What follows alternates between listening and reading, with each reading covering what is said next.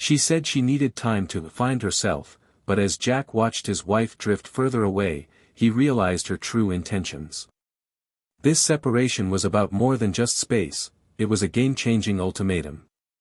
Before meeting Laura, I led a relatively independent and fulfilling life. My late 20s were marked by career growth and increasing financial stability.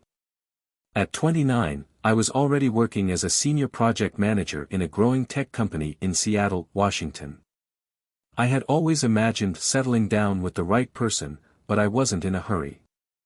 After several relationships, I started to understand that real companionship wasn't just about finding someone compatible, it was about building a purposeful life together. During one of those reflective periods, I met Laura. She was 33, just a few years older than me, with an effortless confidence and vibrant energy. Her presence was magnetic, and I felt an instant connection, as if we could achieve anything together. We both had ambitious goals, but it was her passion for life that made me believe we were destined for something great. Our relationship progressed quickly.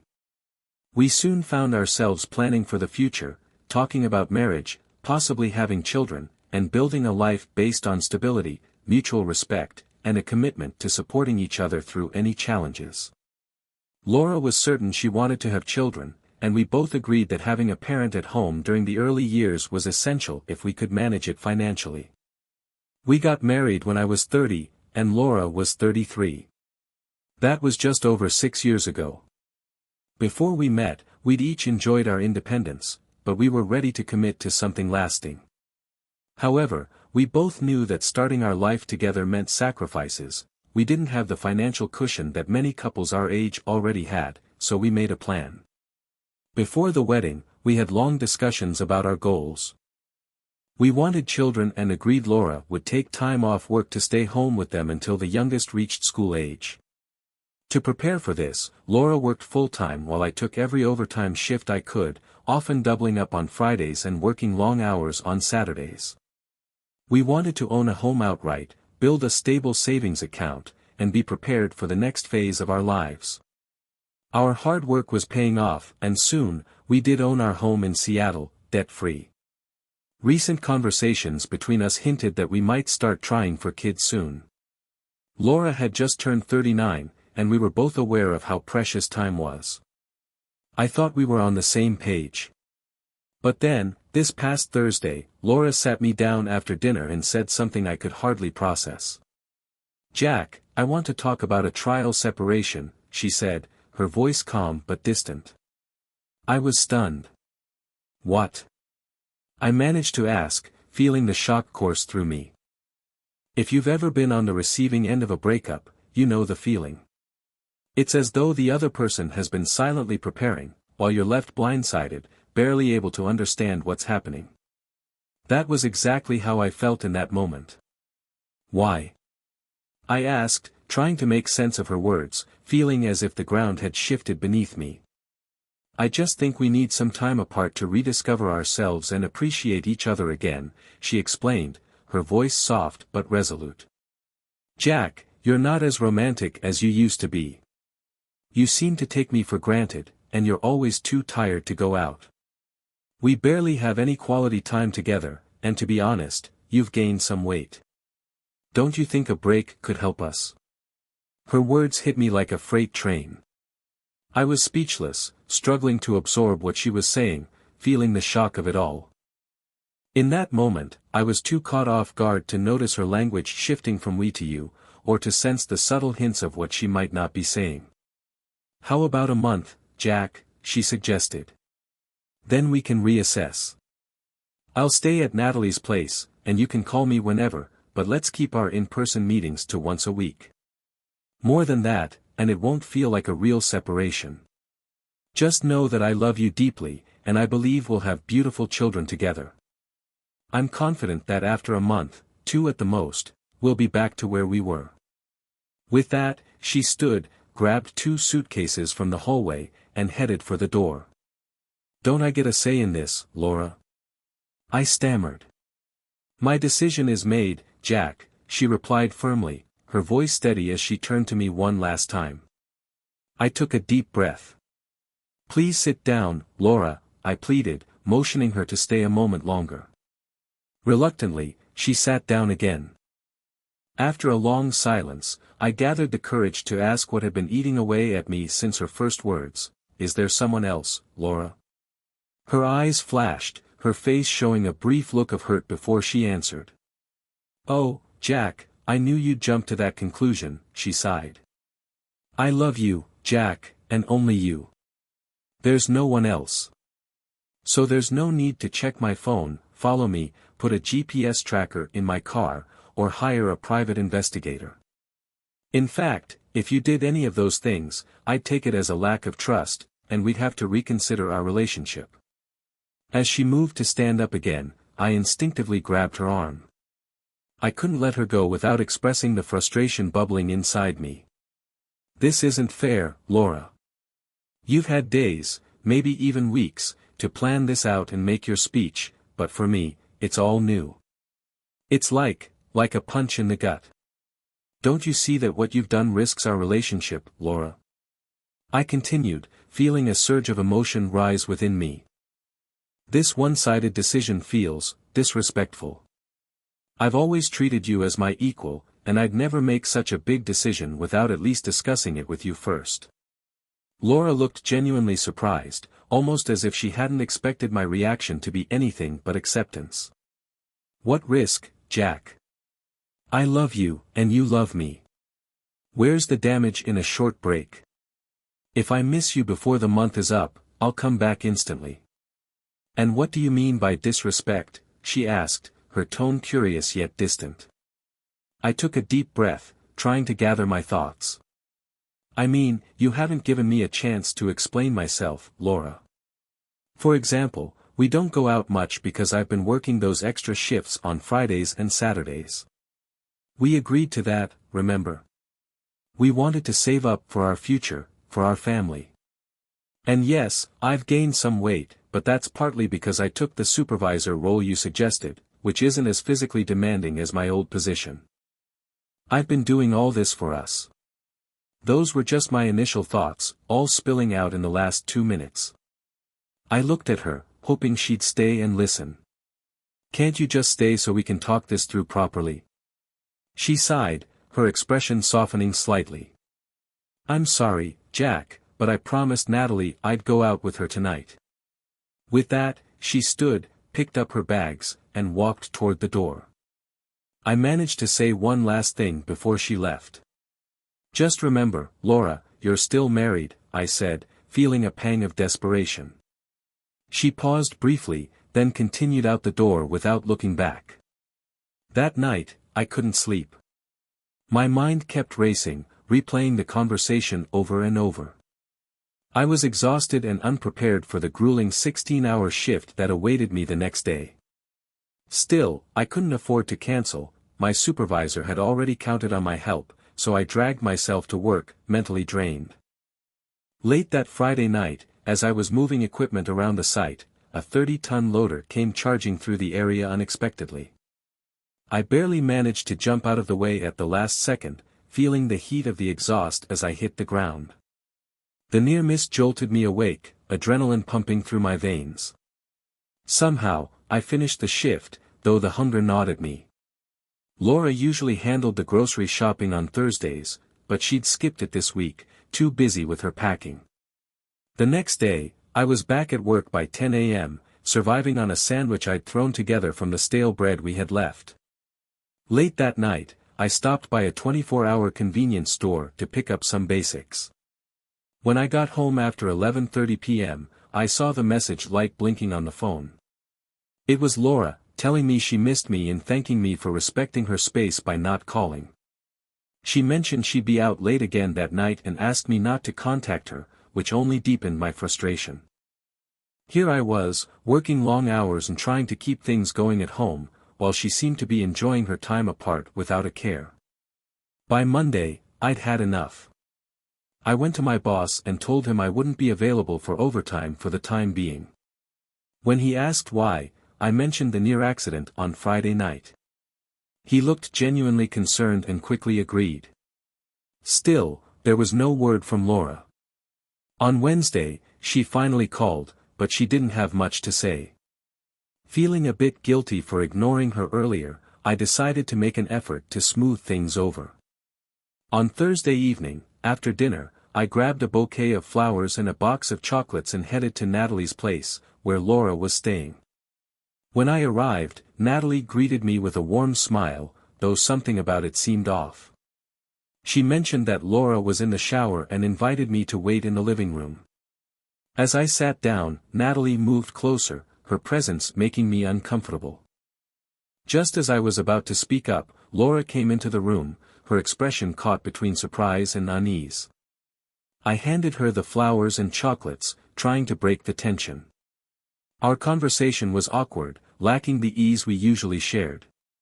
After some small talk, Laura looked at me and asked, "Was there something you wanted, Jack?" Caught off guard by her question, I replied, "I just wanted to ask my wife out on a date. Tomorrow night, maybe?"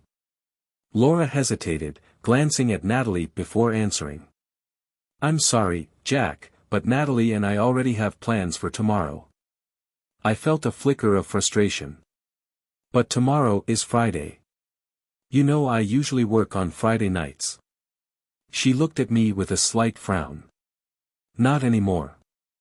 "I quit," I admitted, my gaze steady. "I'm choosing to prioritize my marriage and my health over the extra hours." Her face softened, concern flashing in her eyes. "But what about the money, Jack?" I took a deep breath, gathering my words carefully. I realized I've been pushing myself too hard. Since you left, I've been handling everything at home alone. I'm exhausted, and last Friday, I was so tired that I almost had a serious accident at work. Laura's expression shifted to one of shock, and she took a step toward me, instinctively reaching out. "Please be careful," she whispered, her voice thick with concern. "I'll need you in a few months." Before I could ask her what she meant, Natalie entered the room, effectively ending our conversation. "Sorry to rush you, Jack, but we have a party starting soon," Natalie announced with a slightly dismissive smile. Taking the hint, I left quickly, feeling a bitter taste of rejection mixed with confusion. Laura walked me to the door, but before I left, I tried one last time. "Please come home, Laura. I miss you. Just give it 3 more weeks, Jack." "We'll talk then," she replied, visibly uncomfortable. Any hope I felt vanished as she added, "And take a break from overtime for a month. You'll need the extra money, Jack." With a nod, I glanced down at the flowers and chocolates she'd set aside, then left without another word. Over the next week, Laura called twice, sounding disappointed that I hadn't reached out. I tried to explain that between my full-time job, cooking, and squeezing in gym time, I had little energy left, but she didn't seem to understand. I kept myself busy, trying to avoid overthinking, yet I couldn't shake the frustration building inside me. The following Tuesday, I decided to drop by Natalie's place again. This time, I arrived a little earlier than expected, and once again, Natalie greeted me at the door. She informed me that Laura was getting ready upstairs and invited me in. I took a seat, consciously avoiding the couch, recalling how uncomfortable Natalie's proximity had made me last time. However, Natalie seemed intent on getting close again. She was dressed up, her attire more revealing than before, and I couldn't help but feel a sense of unease. When Laura finally came downstairs, also dressed up, she seemed surprised and a bit embarrassed to see me. "Oh, Jack. I didn't realize you'd be here so soon," she murmured. "You should have called." "Had I known you were going out, I would have," I replied, trying to mask the awkwardness. Our interaction was brief. Before I knew it, Natalie and Laura ushered me out the door, and as it closed behind me, I thought I heard a faint laugh coming from inside. The humiliation burned, and I made a vow then and there, this would be the last time I let myself feel this way. Neither of us reached out for the rest of the week, and I threw myself into my routine. The next Sunday, I was in my backyard, lifting weights to vent my frustration, and trying to stay focused. Suddenly, I felt arms wrap around me from behind and someone press close. I tensed, only to realize it wasn't Laura, but Natalie. The shock was immediate. "What are you doing, Natalie?" I demanded, pulling away quickly, trying to conceal my discomfort. She just laughed, brushing it off. "Sorry, Jack, I couldn't resist," she whispered with a teasing smile. I knew then that her behavior had crossed a line. To keep things civil, I offered her a coffee, hoping she'd leave quickly. But Natalie made herself comfortable, positioning her chair right beside mine at the kitchen table, so close that our legs were almost touching. I shifted away, trying to create distance, but Natalie didn't seem to take the hint. As we made awkward small talk, she leaned closer, her voice low. "Have you been keeping up with how Laura's doing?" she asked with a curious smile. I shook my head. "She made it pretty clear that's none of my business, Natalie." Her smile widened, almost conspiratorial. "You know, Jack, she thought you'd be groveling by now, calling her every day." "Sorry, Natalie. That's not my style," I replied firmly. I asked her on a date, and she turned me down. If this separation was really about rediscovering each other, she's had her chance. Natalie's response was a bit unsettling. She laughed, placing her hand on my leg, giving me an unsettling sense that this was some sort of test. The truth was, I wasn't interested in Natalie, physically or emotionally. Still, her confidence was unnerving, especially since another button on her blouse had somehow come undone. "You know, I've always admired you and Laura as a couple," Natalie continued. "You must be really secure to let her date other guys, or are you just pretending not to care?" Her comment made my blood run cold. "We never discussed dating others, Natalie. And as far as I'm concerned, that kind of behavior is absolutely inappropriate while we're still married." Natalie's smile didn't falter. In fact, it only grew wider, almost as if she found my reaction amusing. Before I could stop myself, I left the house and stepped out into the backyard. Through the kitchen window, I saw Laura sunbathing on the deck in a bikini, looking relaxed and carefree. Summoning all my patience, I approached her. "So, Laura, what's this about you dating?" I asked, keeping my tone as steady as possible. She turned toward me, her expression neutral. "Dating? Jack, I haven't been dating. Last week, Natalie and I met a few guys at a club. We danced, and they bought us drinks. That's all. Dancing with other men while your husband isn't around, you really don't think that's inappropriate?" I pressed, feeling the tension build. She paused, momentarily taken aback. "It was just dancing, Jack. We didn't do anything else. We're both grown-ups. If you see them again, Laura, that's crossing a line, whether you admit it or not. I still don't understand what this separation is about. Why can't we just skip the rest of these weeks and try to fix this?" I said, trying to keep my frustration in check. "No, Jack. Not yet," she replied firmly. "In fact, I think we should extend this break. I haven't gotten my feelings back yet." Her tone was unwavering, but there was a discomfort in her eyes she couldn't hide. Her words stunned me, but the worst was yet to come. As I turned to walk away, she called after me. "You could always ask me on another date, Jack," she added, her voice almost playful. "You might get lucky this time." Without pausing or turning back, I replied, "Or, Laura, you could ask me out. You know where I live." Starting Monday, Laura began calling the home phone every night, though the conversations were brief and tense. I had the unsettling sense she was just making sure I was at home. On Friday night, the phone rang again, this time routed to my mobile through call forwarding. I could hear music in the background as I answered. "Are you having a party at the house?" she asked, her tone laced with suspicion.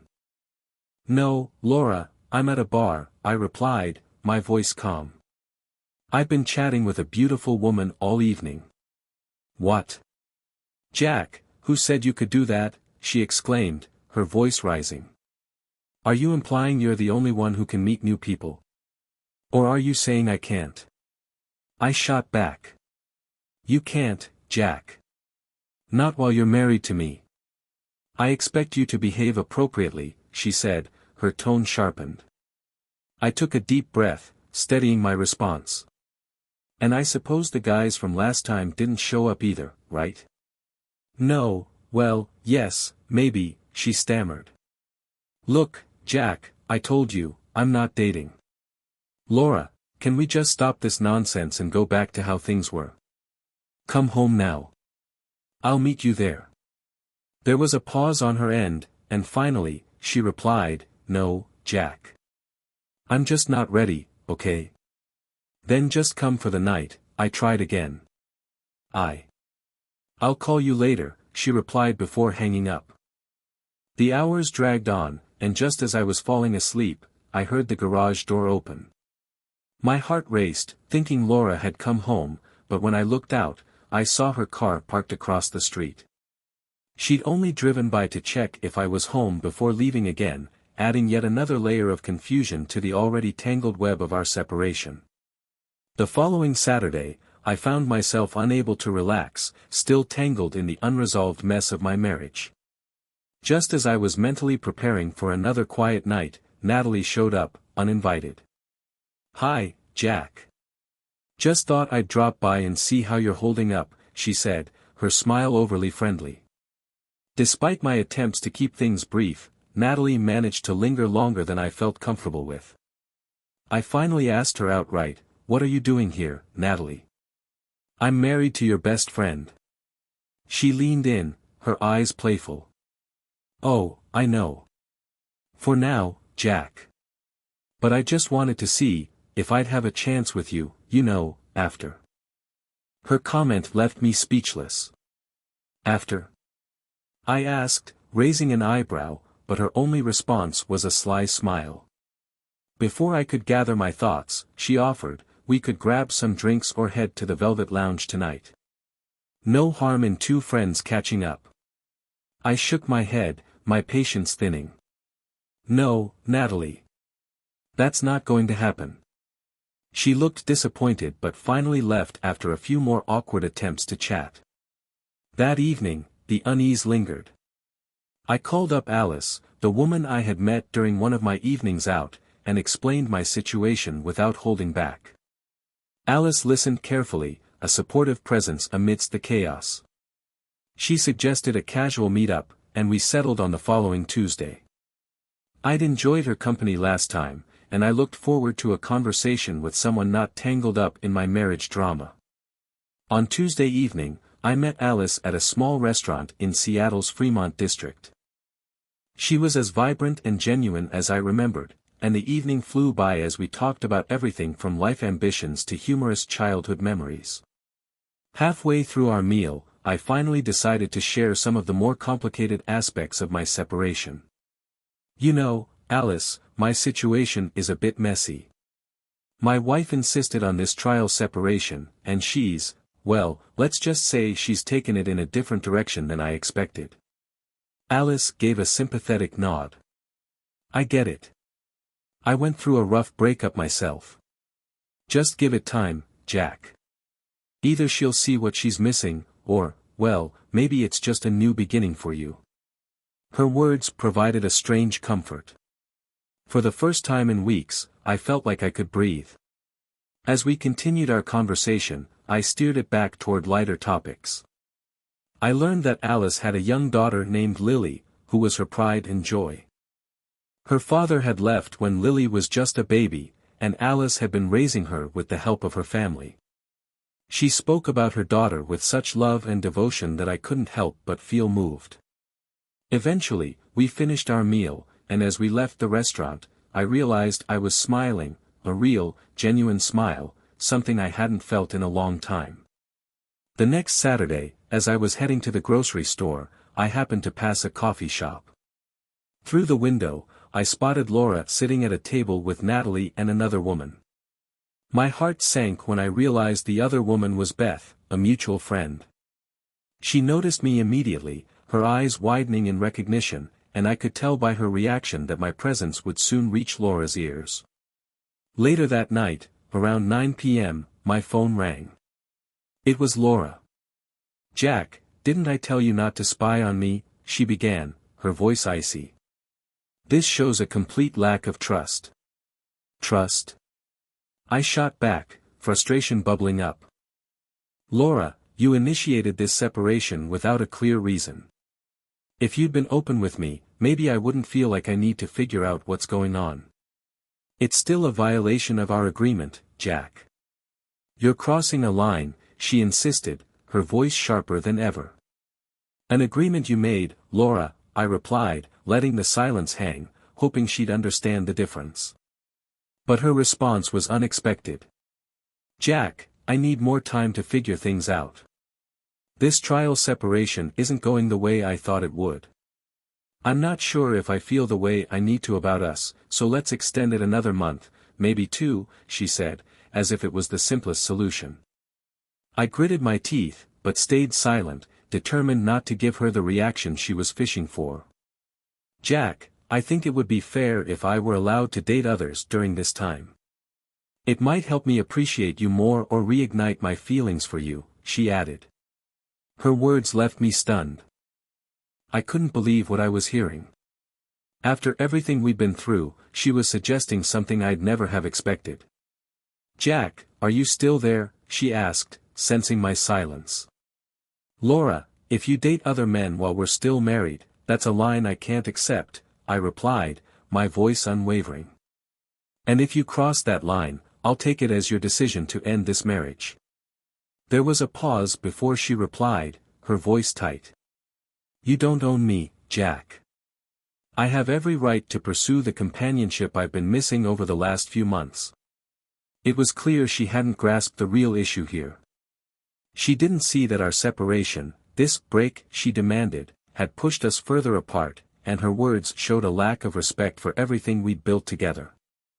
As she kept talking, I finally understood the gravity of her choices. I could feel our marriage slipping away, even though I'd fought hard to hold on to it. And now, with her suggestion of dating, she was crossing a line I couldn't ignore.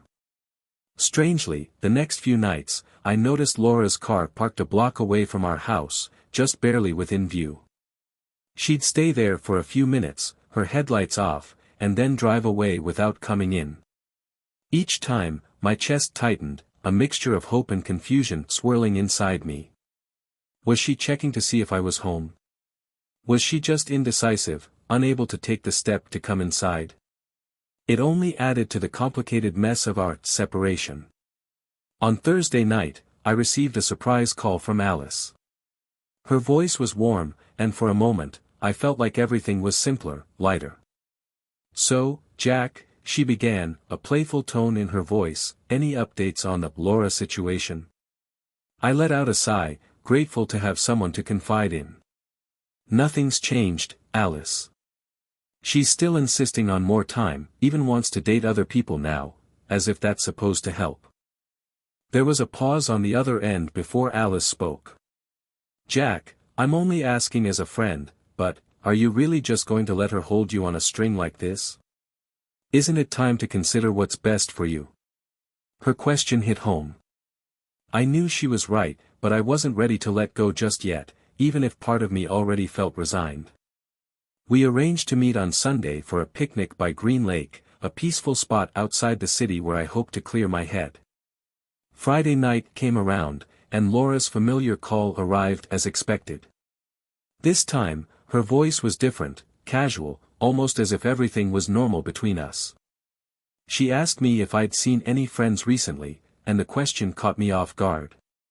"No, not really," I answered, unsure where this was going. "Why?"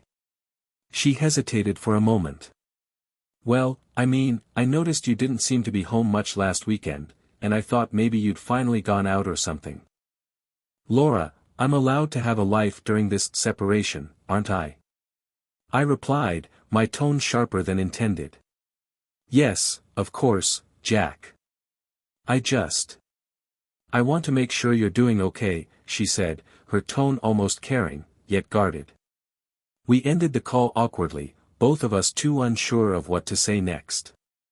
The following day, I found myself in the Velvet Lounge, the bar that had become my occasional escape.